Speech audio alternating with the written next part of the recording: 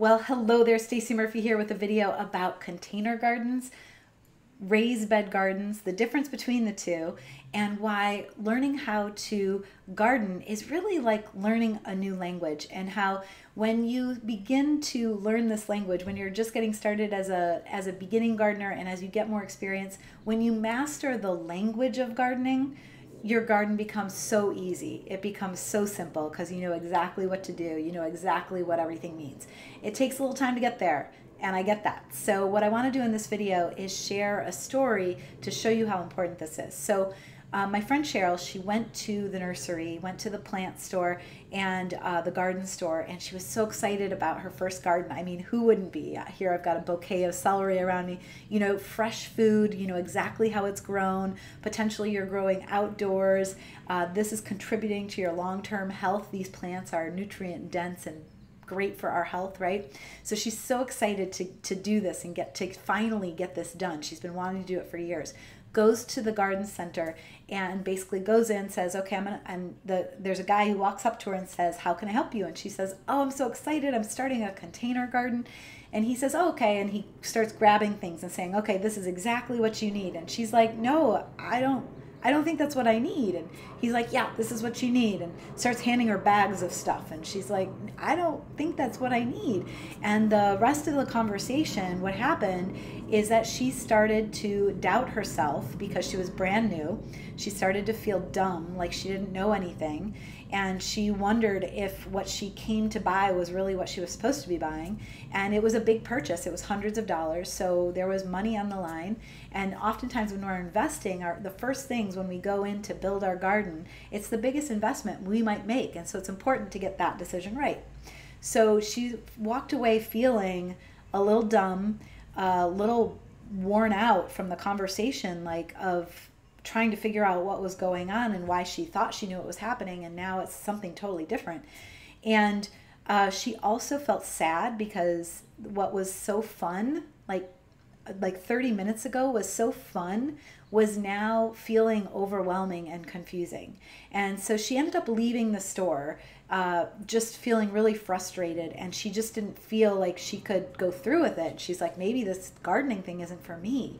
And so that's an experience that I don't want people to have. So I wanted to share this story.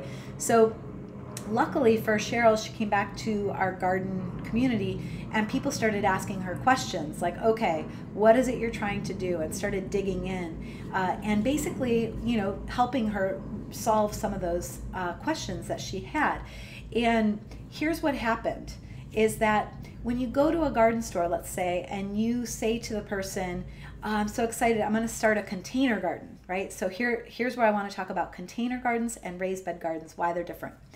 So you go and you say, I'm starting a container garden, and instantly the person there, there's a difference between container gardens and raised bed gardens, and they say, okay, they put you in a bucket and they're like, okay, this is what you need. And so I just wanted to show you. So container gardens. So when you use the word container, oftentimes, and this might sound really basic, but in a moment you're going to see where it gets a little confusing. So a container might be something like this, a small container holding plants, and containers generally have a bottom.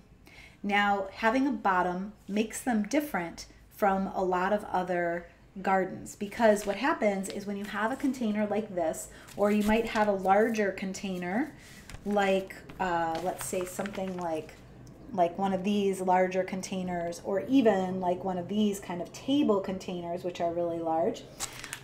When they have a bottom, there's a big difference. The type of mix that you fill those containers with is not soil. So when you're doing a container garden, you use a particular kind of potting mix or planting mix or seed starting mix, as the case may be. And so that's a word that triggers a series of decisions, all right? So that's one style of gardening. There's also raised bed gardening. And raised bed gardening sounds simple, but there's two different styles. And so it's important to understand which one you're doing so that when you're asking for garden help or garden advice or checking in to see if you're doing the right thing, that you know which one you are. All right, so for instance, most people, when I say raised bed gardening, they think of something like this. It's like a frame, and then inside is raised earth. And it could be filled with all kinds of different things. And this video is too short to go into all those details. But and generally that the material doesn't matter what the frame is built out of. It might be built out of wood. It might be built out of, I was trying to find another one. Yes, here we go. So it might be built out of wood and laid on your lawn. So those raised bed gardens, they are raised beds, and like I said, they can be 100 different things. It could be that there's logs inside of there with soil on top. It could be that it's soil with compost on top. It could be a mixture of lots of organic material all stacked up to decompose. Could be lots of different things. But here's the trick. The idea is that this raised bed, it doesn't have a bottom, right? So that's why you can use soil, because you're connected to the earth for the most part. And so the difference is that soil is heavier. So if you put soil in a container, it's too heavy, doesn't work so well. So container, raised bed. But here's the tricky part. Are you ready for this one? So a lot of people, when they think of raised beds, they think of what I just showed you. But a lot of times farmers, when they use the word raised bed, what they're talking about is more like this image here. And what that image represents is the idea that when you're growing food, you don't want to walk where you're growing food. So people will, in their large garden areas, they'll make pathways, and then they'll make raised beds. And the raised beds are literally just earth that's a little bit higher than where the path is. And that's also considered a raised bed garden.